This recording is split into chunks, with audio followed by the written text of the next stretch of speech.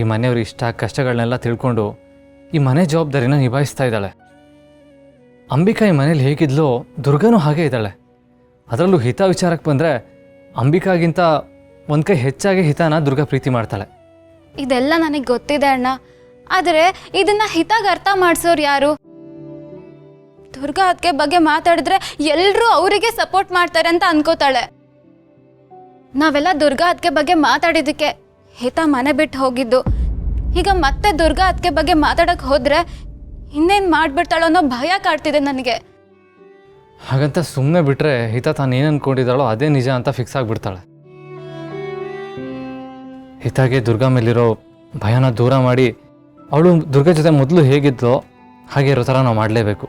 In case ನಾವು ಇವಾಗ ಮಾಡೋಕ್ಕಾಗಲಿಲ್ಲ ಅಂತಂದರೆ ಹಿತನೂ ನೆಮ್ಮದಿಯಾಗಿರಲ್ಲ, ದುರ್ಗಾನೂ ಖುಷಿಯಾಗಿರಲ್ಲ. ಎಕ್ಸಾಕ್ಟ್ಲಿ ಅಣ್ಣ. ಏನು ಮಾಡಬೇಕು ಅಂತ ಅಂದ್ಕೊಂಡಿದ್ಯಾ? ನನ್ನ ಹತ್ರ ಒಂದು ಐಡಿಯಾ ಇದೆ. ಐಡಿಯಾನಾ?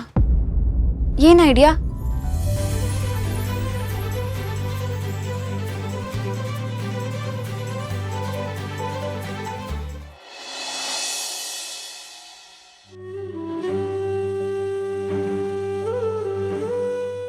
ದುರ್ಗಾ,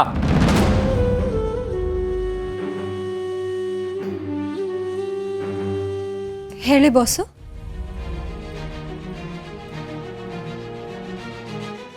ದುರ್ಗಾ, ನೀನು ಇವಾಗಲೇ ನಿನ್ನ ಲಗೇಜ್ನೆಲ್ಲ ಪ್ಯಾಕ್ ಮಾಡಿಕೊಂಡು ಮನೆ ಬಿಟ್ಟು ಹೊರಬೇಕು.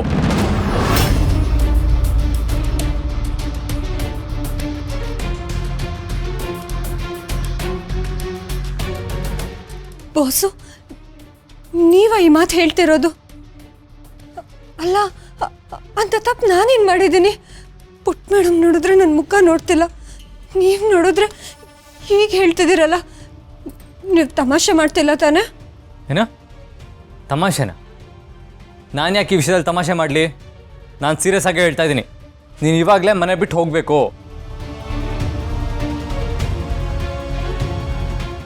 ಅಲ್ಲ, ಶರತ್ ಯಾಕೆ ಹೀಗೆ ಮಾತಾಡ್ತಿದ್ದಾರೆ? ಯಾಕೆ ದುರ್ಗಾನ ಹತ್ರ ಇಷ್ಟೊಂದು ರೂಢಾಗಿ ಮಾತಾಡ್ತಿದ್ದಾರೆ? ಅಲ್ಲ, ದುರ್ಗಾ ಮನೆ ಬಿಟ್ಟು ಹೋಗುವಂಥ ತಪ್ಪು ಏನು ಮಾಡಿದಾಳೆ?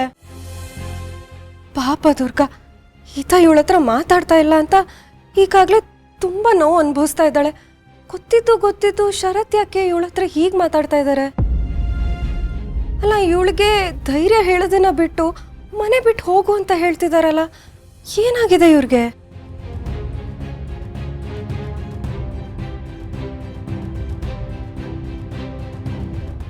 ಏಯ್ ದುರ್ಗಾ, ಅಳ್ತಾ ಇದೆಯಾ? ಏಯ್, ನಾನು ಸೀರಿಯಸ್ ಆಗಿ ಹೇಳಿದ್ದಲ್ಲ. ನೋಡು, ನಾನು ಜೀವಂತವಾಗಿರೋವರೆಗೂ ನಿನ್ನ ಈ ಮನೆಯಿಂದ ಆಚೆ ಹೋಗೋದಕ್ಕೆ ನಾನೇ ಬಿಡಲ್ಲ.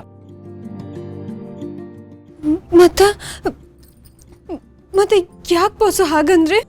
ಹಿತ ನಿನ್ನ ಜೊತೆ ಮೊದಲಿನ ಥರ ಮಾತಾಡಬೇಕು ಅಂತ.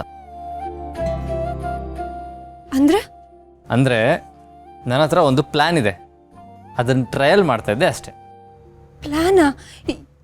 ಏನು ಬಾಸು ಅದು? ನೋಡು ದುರ್ಗಾ, ಹಿತಾಗೆ ನಿನ್ನ ಮೇಲಿನ ಕೋಪ ಇನ್ನೂ ಪೂರ್ತಿಯಾಗಿ ಕಮ್ಮಿ ಆಗಿಲ್ಲ. ನೀನು ಅವಳು ಕಣ್ಮುಂದೆ ಇದ್ದು ಅವಳಿಗೆ ಎಷ್ಟೇ ಸಮಾಧಾನ ಮಾಡೋಕ್ಕೆ ಪ್ರಯತ್ನ ಪಟ್ಟರು ಅವಳು ನಿನ್ನ ಮಾತನ್ನೇ ಕೇಳೋದಕ್ಕೆ ರೆಡಿ ಇಲ್ಲ.